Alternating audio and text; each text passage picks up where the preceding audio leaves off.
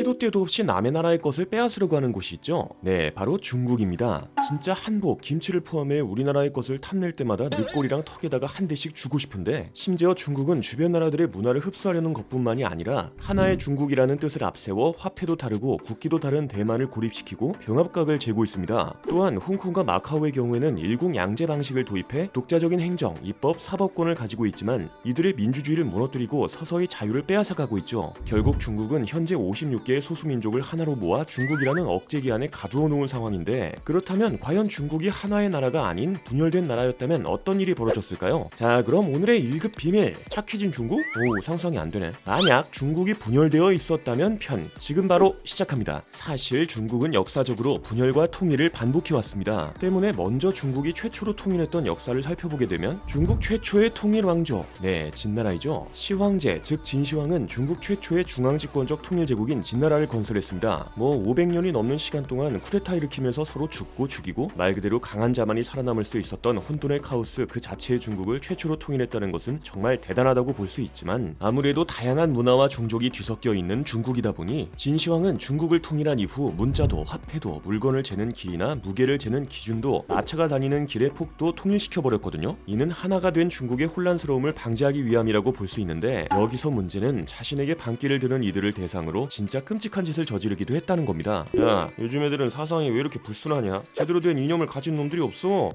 그것이 다름이 아니오라, 지금 너무 많은 학파들이 사상을 제시하고 있는 탓에 혼란을 일으키는 것이 아니겠습니까? 야, 너 티야? 현실적인 판단 아주 좋았어. 그럼 깔끔하게 하나 빼고 다 불태워버려. 바로 진행시켜.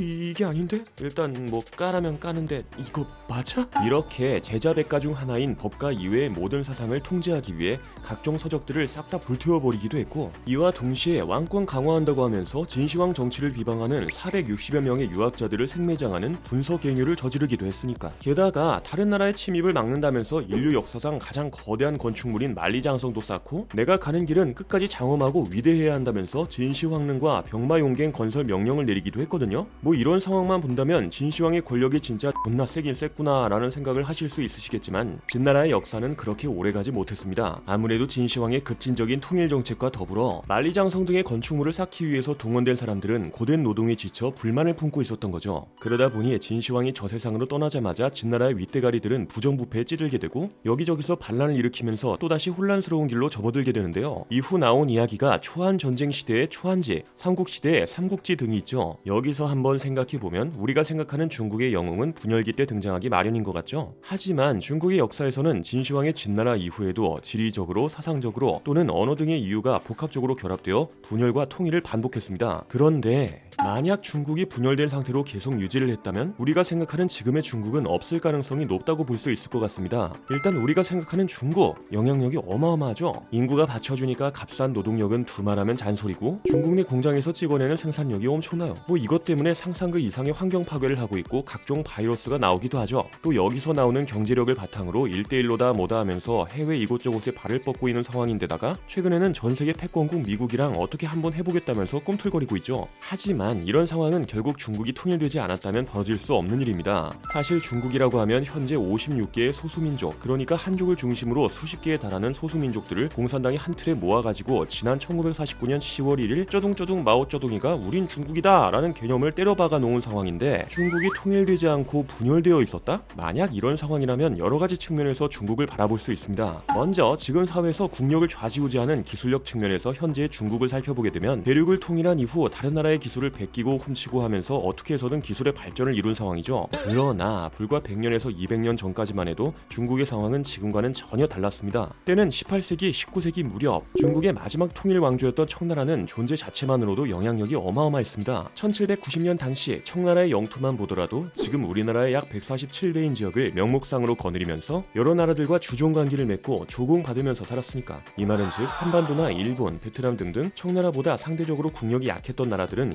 시비 걸 생각조차 못했다는 거잖아요. 또 이때 청나라는 영국에다 차나 도자기, 비단을 팔아먹기도 하면서 배를 불리고 있었죠. 때문에 가만히 있어도 나에게 머리를 조아리는구나 하면서 기술 발전의 필요성을 크게 느끼지 못했습니다. 하지만 이 영향은 훗날 오랜 기간 동안 서로 지지고 볶고 싸우면서 기술의 발전을 이룩했던 영국한테 두들겨 맞게 되었죠. 이 사건이 바로 아편 전쟁이고, 전쟁에서 처발린 중국은 사실상 몰락의 길을 걷기도 했는데요. 결국 중국이 애초부터 분열이 되어 있었다면 서로 경쟁하면서 지금보다도 앞당긴 시기에 정상적인 방법으로 지금보다 더 많은 기술의 발전을 이룩했을 가능성이 있다고 할 수 있습니다. 아니, 서로의 이해관계가 얽혀서 이 새끼와는 대화가 안 된다, 오로지 힘과 힘이 대결해야만 하는 상황이다, 뭐 이런 상황이 온다면 살아남기 위해선 무슨 수를 써서라도 적을 두들겨 패야 하고, 적을 두들겨 패려면 더 발전된 무기라든지 적보다 더 뛰어난 전략, 전술 등이 필요하게 됩니다. 게다가 이 중국에는 4대 발명품이라는 것이 있거든요. 지식의 기록을 가능하게 한 종이, 이러한 기록을 전파할 수 있게 만들어준 인쇄술, 불로장생의 단약을 발명하는 데서 파생한 화약, 항해술로 동서문명의 교류를 가능하게 한 나침반이 있는데, 만약 중국이 분열되어 있는 상황이었다면 이런 기술력을 토대로 동아시아 기술 발전에 큰 영향을 미쳤을 것으로 예상할 수 있습니다. 하지만 서로 경쟁하면서 기술의 발전을 이룬 유럽의 경우에는 상대적으로 자원과 인구가 많이 부족했거든요. 때문에 진짜 지구상에서 사라지지 않기 위해 경쟁한 부분이 있다고 할 수 있는데, 중국의 경우에는 워낙 넓은 땅에 자원도 풍부하고 인구도 많다 보니 기술의 필요성을 못 느꼈을 가능성이 있습니다. 야, 우리 굳이 싸워야 돼? 그냥 있는 자원 팔아먹고 살면 되지, 모터로 싸운다고 두 눈 부릅뜬다냐. 그건 맞지.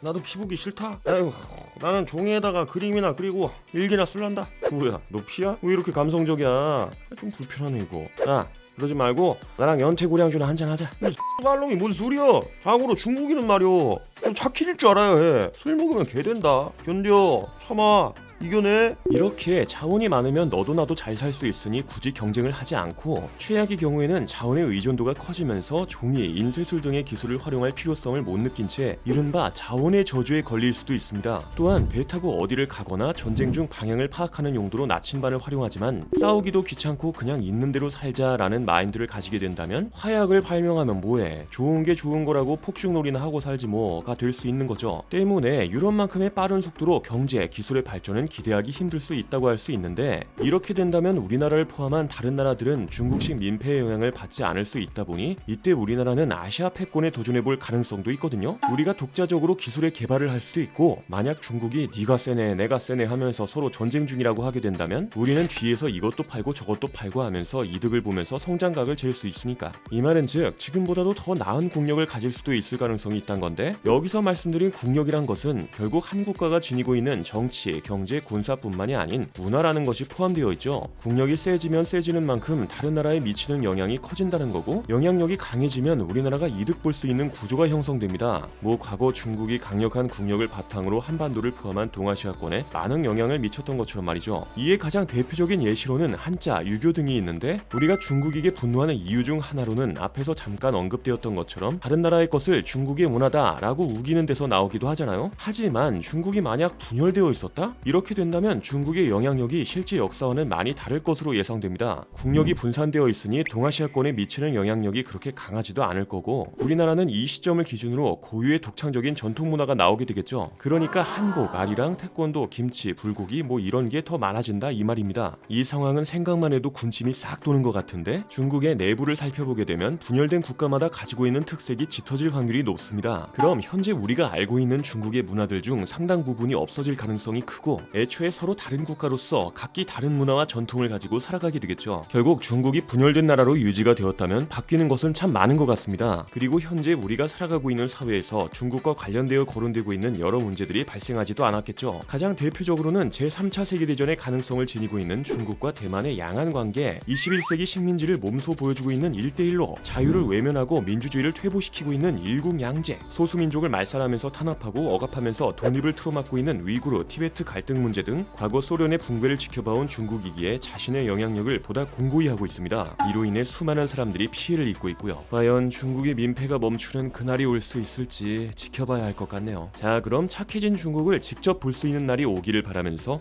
오늘의 1급 비밀 마치도록 하겠습니다. 다음에 또 다른 이야기를 담은 서류 1급 비밀 파일을 들고 찾아오도록 하겠습니다. 감사합니다.